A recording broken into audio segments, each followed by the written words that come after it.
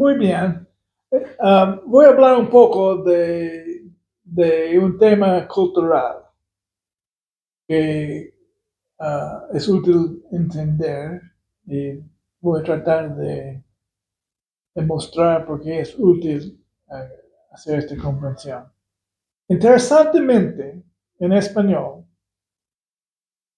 nosotros vemos una distinción entre el verbo de ser y el verbo de estar. ¿Y por qué es interesante? Porque cuando estudiamos la Biblia, uh, el griego del Nuevo Testamento no hace una distinción entre el verbo ser y el verbo estar. Y uh, esto sirve como un buen ejemplo porque nos hace pensar en cómo debemos traducir el uso del verbo que representa el concepto de ser y el concepto de estar, cuando se traduce de ser y cuando se traduce de estar. Es interesante esto porque uno tiene que decidir en qué manera está hablando el autor. Por ejemplo, si habla de ubicación, uh, generalmente se debe ocupar en español el verbo estar. O si habla de otro tema de estado, se nota que se debe ocupar um, el verbo de estar. Lo que corresponde a estar básicamente es cosas que son temporarias, como ubicación, como movimiento, como acción que uno está cumpliendo y cosas así. Cosas donde hay el deseo de expresar algún tipo uh, de movimiento o acción que es temporaria. En cambio, el verbo ser habla de lo que es permanente y generalmente el más permanente es la esencia de una cosa, la esencia siendo la naturaleza de la cosa, de qué se compone la cosa y ese tipo de cosas. Ok, ¿por qué importa esa distinción en cuanto al castellano? Porque cuando uno es absolutamente convencido que su manera de ser es permanente, hace más difícil hacer cambios en la vida. Por ejemplo, si yo estoy absolutamente convencido, es un sentido fatalístico, se dice. Uh, es un sentido fatalístico de decir que yo soy destinado por mi fin, no importa qué hago yo. Sí o sí, yo voy a sufrir un Fatalista. fatalista y fatalismo. Fatalismo es la característica de lo que estamos hablando, donde uno vive según su destino y no hay nada que pueda hacer. Por ejemplo, muchas veces mexicanos, alguien pregunta a un mexicano, ¿eres católico?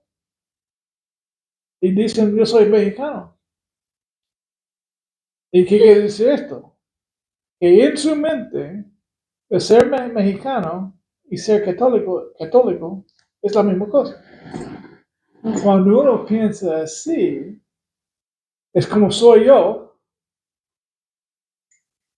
es súper difícil tener una idea que yo puedo cambiar de una cosa a otra. Y yo esta conversación es debida al tema de que yo creo que es una característica de la cultura latinoamericana por el tema del idioma, de la diferencia entre ser y estar, es muy característica de la cultura latinoamericana que es fatalista. Fatalista. ¿Sí? Es, es, uh, es decir,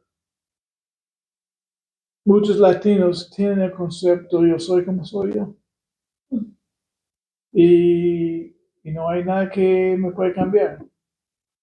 Y eso tiene una importancia especialmente si hablamos de ser cristiano.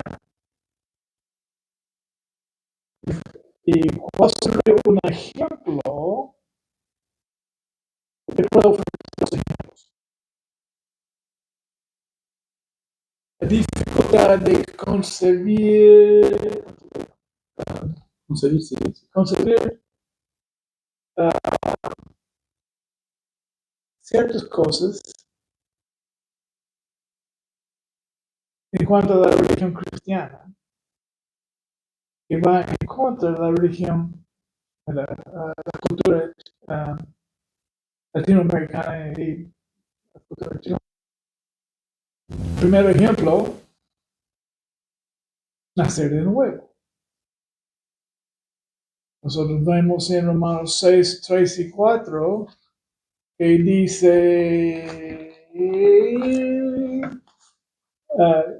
nosotros conocemos Romanos 6, 3 y 4, lo leemos cada rato. ¿O no sabéis? A mí me encanta un versículo que comienza con o no sabéis.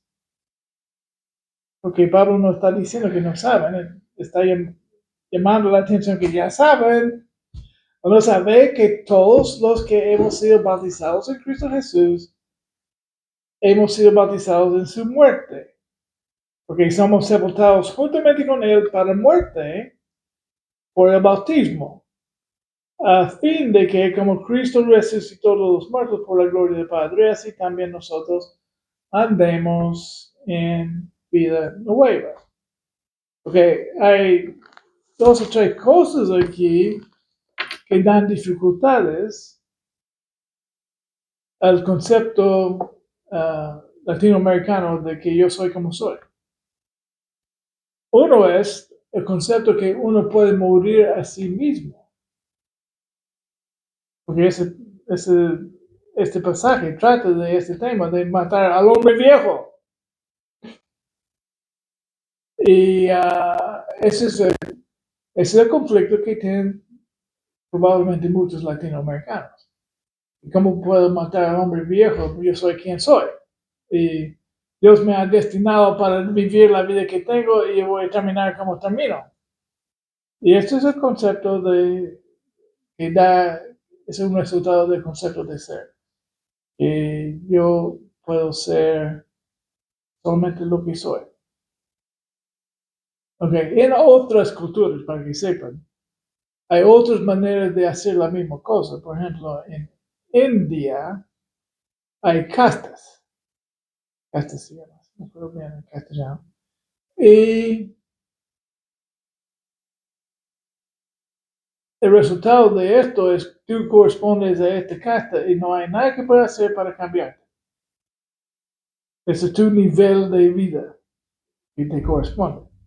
Y es basado en la familia, las generaciones de la familia, también en la religión hinduista y en diferentes cosas.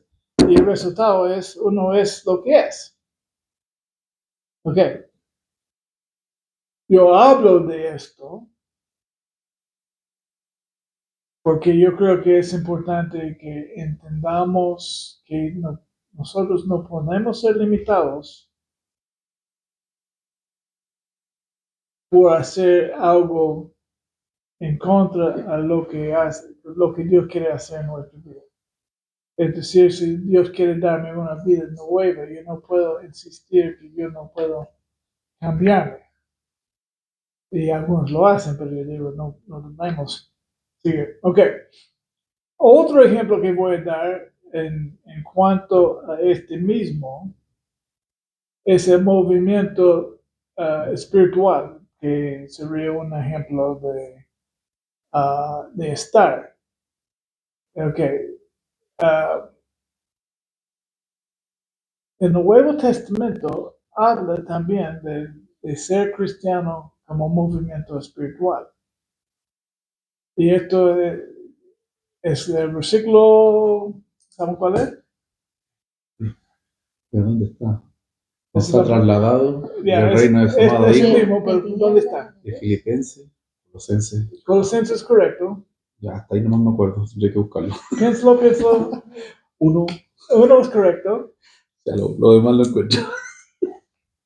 Ok, la verdad que nos pusiste en el capítulo, entonces yo te doy por no encontrarte en el versículo, en el versículo 13. 13. Yeah. Es un buen versículo a tener en mente por justamente el tema de que estoy hablando. Movimiento espiritual. Sí.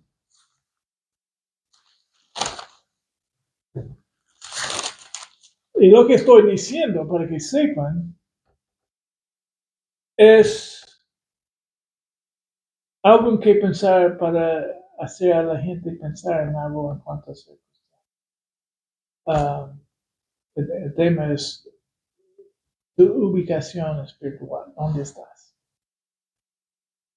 Y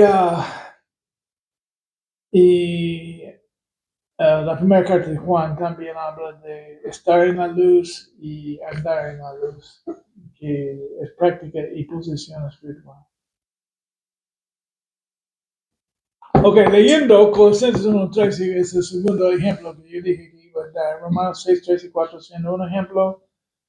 Colosenses 1:13 siendo el segundo ejemplo. Dos ejemplos de versículos que desafían el concepto fatalista de que yo soy destinado para ser de una manera y no hay nada que pueda hacer. Ok, el dicho en versículo 13 es el cual nos ha librado de la potestad de las tinieblas y trasladado al reino de su amado Hijo. Ok, trasladado al reino de su amado Hijo es ubicación espiritual. Y también estar en tinieblas es una ubicación espiritual. Pablo aquí está diciendo, Dios te está sacando de aquí y poniéndote aquí.